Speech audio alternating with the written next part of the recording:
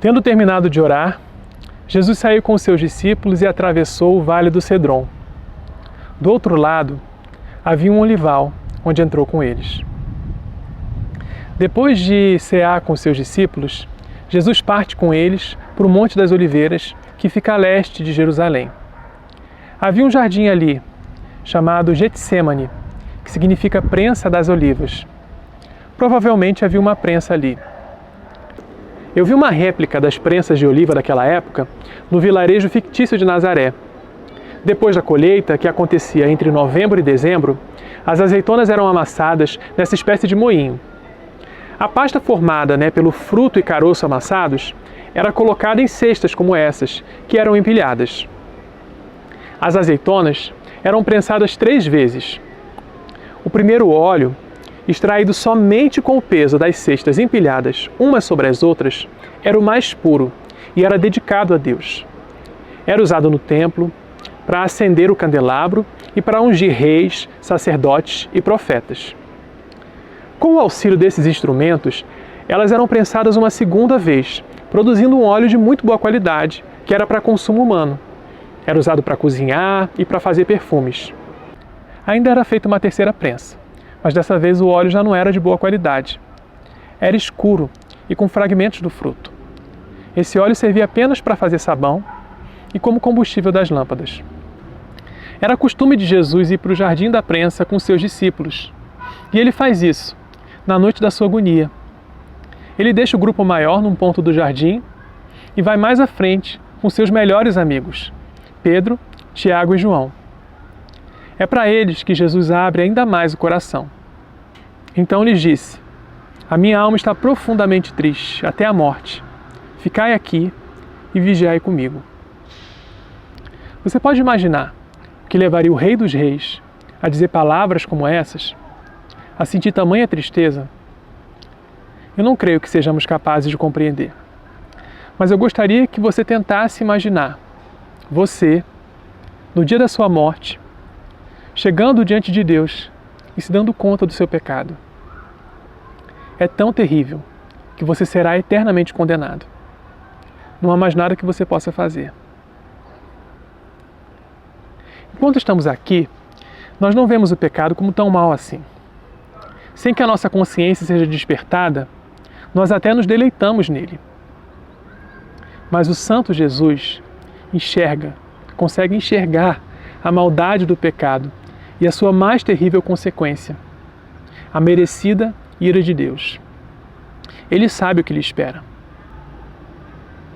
Então ele se afasta e ora ao seu pai. E dizia: "Abba, Pai, tudo te é possível. Passa de mim esse cálice. Contudo, não seja o que eu quero, e sim o que tu queres." Havia outra maneira? Havia um plano B? Se houvesse, o pai teria atendido a oração de Jesus e passado o cálice adiante. Esse é o único pedido registrado de Jesus que o pai não atende. Mas o próprio Jesus já havia dito que a porta era estreita, que só havia um caminho. Não se engane. Se a sua esperança, se a sua confiança não estiver unicamente naquilo que Jesus fez aqui, você chegará diante de Deus e estará sem resposta. Que terrível é reconhecer que esse é o destino de grande parte da humanidade. Jesus está sob tanta pressão que ele pediu a ajuda dos seus melhores amigos. Ele não escondeu a sua fraqueza, mas os seus amigos falharam com ele. Quando ele retornou da sua oração, eles estavam dormindo. Jesus nos ensina aqui que nós podemos e devemos, sim, contar uns com os outros, pedir a ajuda uns dos outros.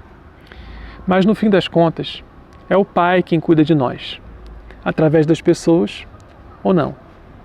No caso aqui, ele enviou um anjo. Então, lhe apareceu um anjo do céu que o confortava. Numa santa e terrível coincidência, Jesus orou ao Pai 3 vezes, da mesma forma que as azeitonas eram prensadas 3 vezes. Ele estava ali como uma oferta ao Pai. Ele estava ali, disposto a entregar a sua vida para os homens, mesmo que eles não fossem capazes de atender o seu pedido por ajuda. E ele estava ali, não para uma entrega parcial, mas da mesma maneira que as azeitonas são estraçalhadas, Jesus se deixa esmagar. E estando em agonia, orava mais intensamente. E aconteceu que o seu suor se tornou como gotas de sangue caindo sobre a terra. Não sabemos se é o caso aqui, mas existe uma condição chamada hematidrose, que leva a pessoa a suar sangue sob forte estresse. Agora não confunda a sua aflição, a sua agonia com hesitação. Tendo, pois, Judas recebido a escolta e dos principais sacerdotes e dos fariseus alguns guardas, chegou a este lugar, com lanternas, tochas e armas. Sabendo, pois, Jesus todas as coisas que sobre ele haviam de vir, adiantou-se e perguntou-lhes: a quem buscais? Jesus, ele poderia fugir, ele poderia lutar, mas olha o que ele fez. Quando, pois, Jesus lhes disse: sou eu, recuaram e caíram por terra. Jesus é o Deus Todo-Poderoso.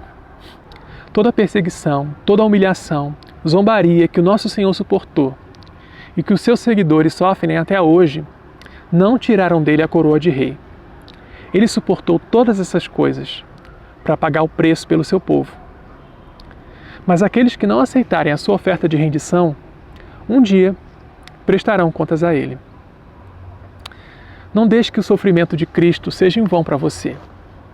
Tudo que Jesus sofreu foi para que nós tivéssemos vida.